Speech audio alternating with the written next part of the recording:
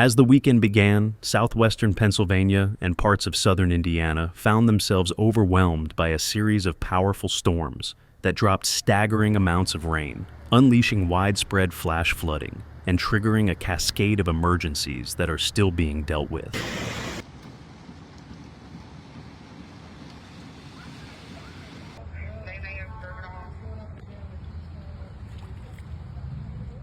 In Allegheny County, Pennsylvania, a countywide disaster emergency was declared after torrential downpours moved across the region Friday afternoon.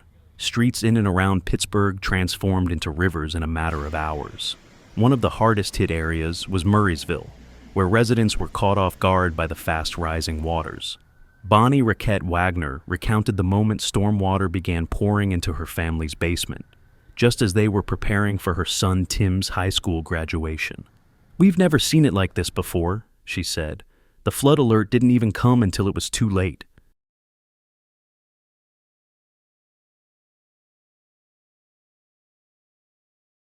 This my auntie and my cousin yard. Thunderstorms began around 3 p.m. and intensified quickly. In Westmoreland County, areas like Harrison City, Export, and Murraysville were overwhelmed. Emergency officials deployed at least 8 swiftwater rescue teams to respond to life-threatening situations. People trapped in flooded vehicles were pulled to safety, including 2 elderly women rescued from a submerged car on Pleasant Valley Road. More than 90 people had to be evacuated, many of whom were high school seniors hoping to attend graduation that night.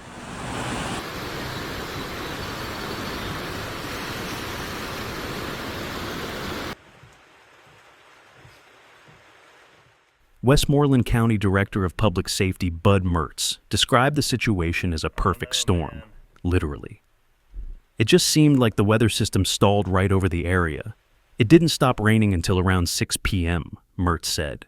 He added that damage assessments will continue through the weekend to determine if the county qualifies for state or federal disaster assistance. Floodwaters from Turtle Creek and Steele's Run quickly inundated neighborhoods and streets. In Murraysville, Old William Penn Highway from Hills Church Road to Van Buren Street had to be shut down. Water rose rapidly, catching drivers and homeowners off guard. Police Chief Tom Kaczynski said this was the worst flooding he'd seen in the area since 2009, pointing out that the valley seemed to funnel the storm straight into the town. "The rain just kept coming and coming," he said.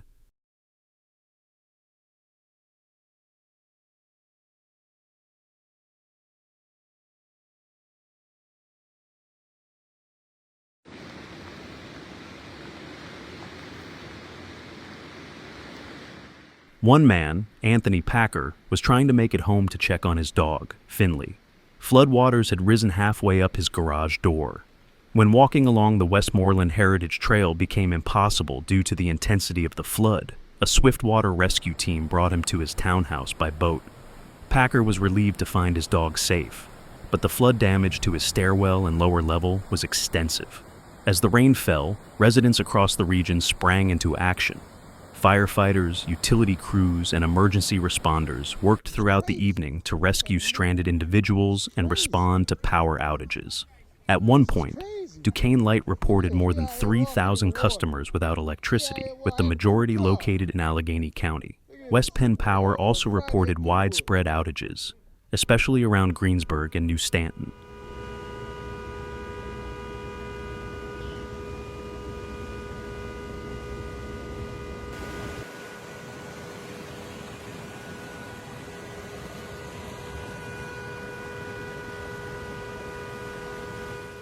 Even areas outside the immediate Pittsburgh region faced trouble.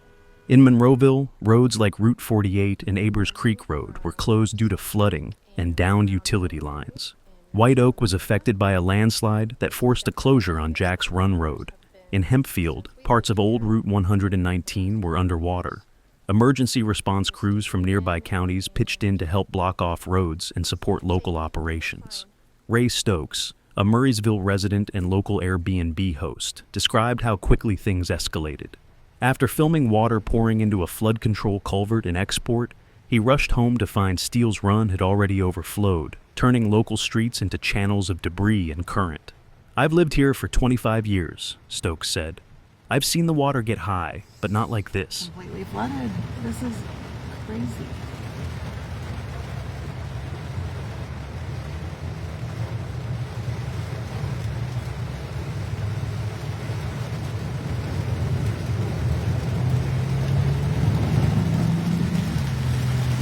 Down the road, Tim Wagner Sr. waded barefoot through rising waters in his backyard.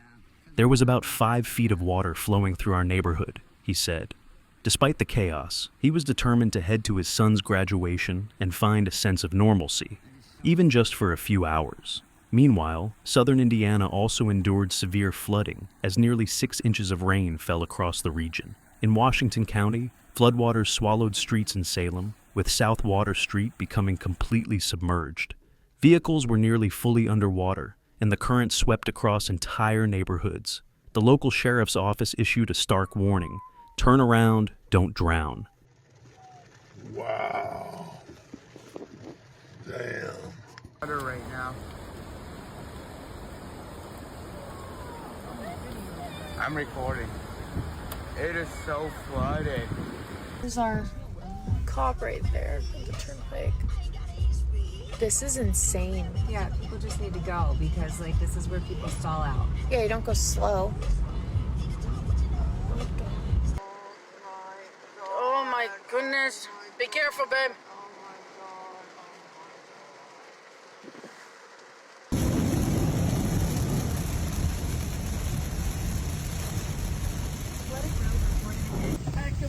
Back to the hack.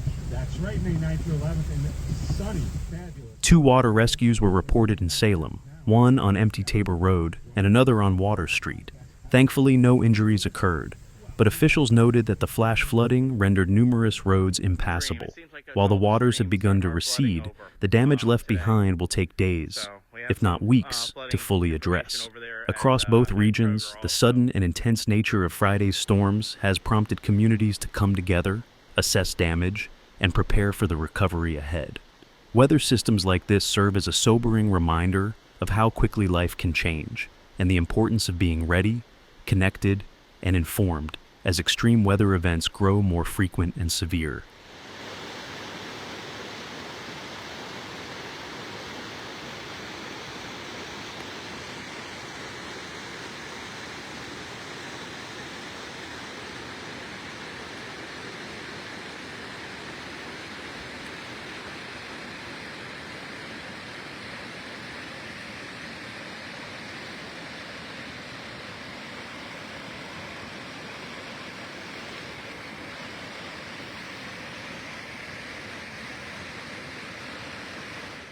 Thank you for watching. See you in the next video.